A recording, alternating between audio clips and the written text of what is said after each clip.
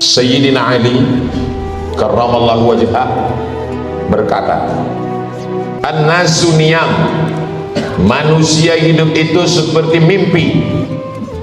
Orang mimpi, mimpinya macam-macam. Ada mimpi enak sehingga dia mengigau terbahak-bahak. Ada mimpinya sedih sehingga dia menangis meneteskan air mata.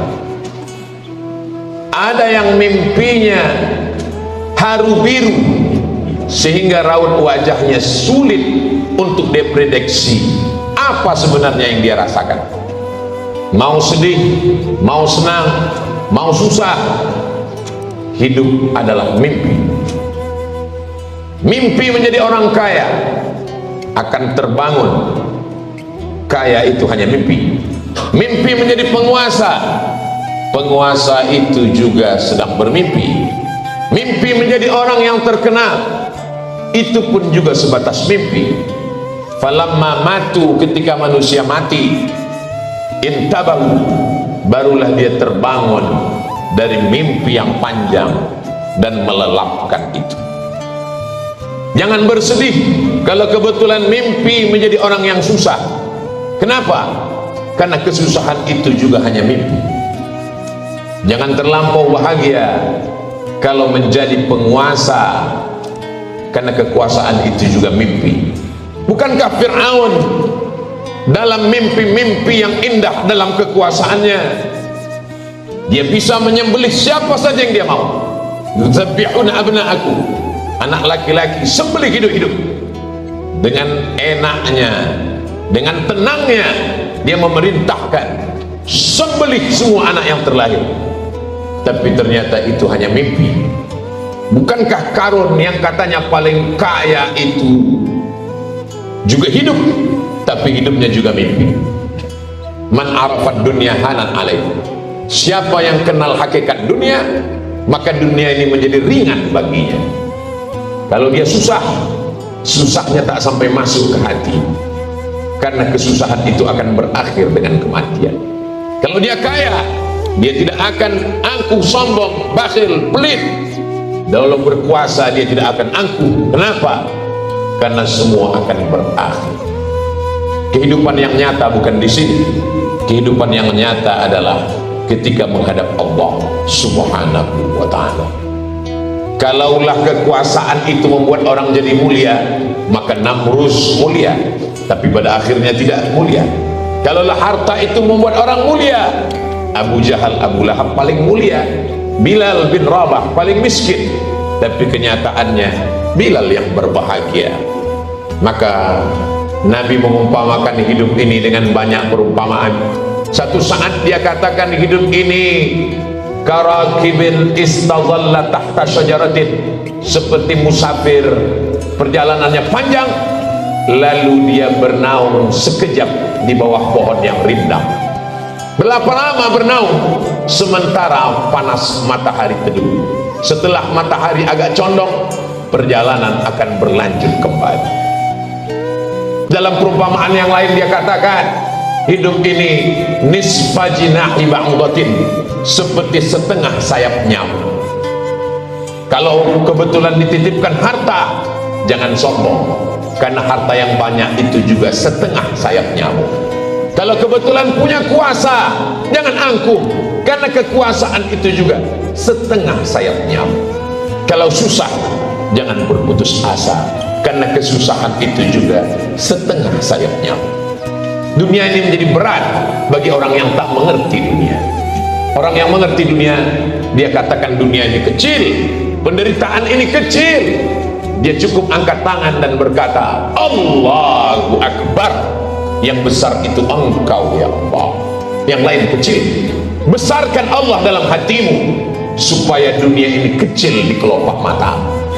Besarkan Allah dalam jiwamu, supaya kesusahan itu hanya butiran-butiran debu di hembus angin, tak bermakna, tak mengusik hatimu, tak mengusik pikiranmu. Karena engkau selalu bersama dengan Allah. Semuanya kau serahkan kepada Allah. Inna salati wa nusuki wa mahyaya wa mamati lillah. penghormatan, kemuliaan, puja-puji, sanjungan bukan punyaku. At-tahiyatul, yang dihormati, yang dimuliakan, raja-raja, profesor, buya, alim ulama, pejabat. At-tahiyatul mubarakatuh, keberkahan, datuk-datuk, orang hebat, bangsawan, mubarakatuh. Thayyibatul, paling baik, paling sopan, paling mulia, paling agung. Thayyibatul, at-tahiyatu, mubarakatuh, salawatu, thayyibatu lillah, bukan punyaku, milik Allah. Dipinjamkannya sekejap menjadi angkuh, dititipkannya sebentar menjadi sombong. Setiap hari orang beriman menyerahkan itu semua kepada Allah. Di awal solatnya dia katakan inna salati wa nusuki wa mahyaya wa mamati lillah. Di akhir solatnya dia katakan at-tahiyatu mubarakatuh salawatut thayyibatu lillah. Lalu yang tersisa untuk dia apa? Yang tersisa di ujung lidahnya hanya la haula wala quwwata illa billah. Kenal dunia baik-baik supaya dunia ini tidak menjadi ketakutan. Kenali dunia baik-baik supaya dunia ini tidak menjadi kesedihan. Kesedihan adalah ketika jauh dari Allah Subhanahu wa ta'ala. Seluruh manusia mengucilkan, menyepelekan, tak bermakna selama masih bersama dengan Allah.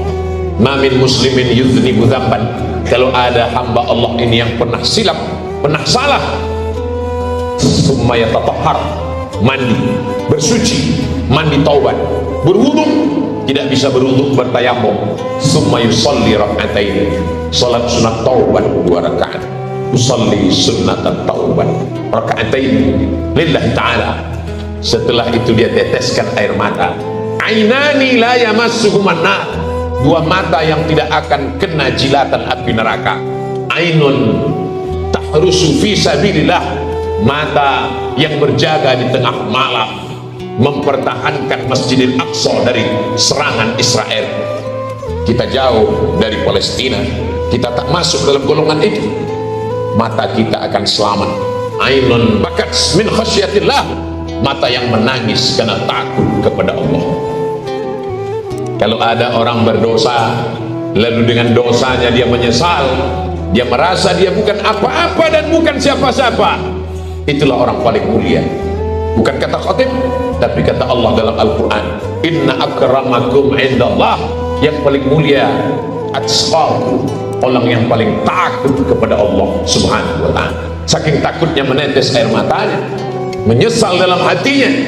Setelah itu dia angkat kedua tangannya, Allahu Akbar, dosaku ini besar ya Allah, tapi engkau maha besar.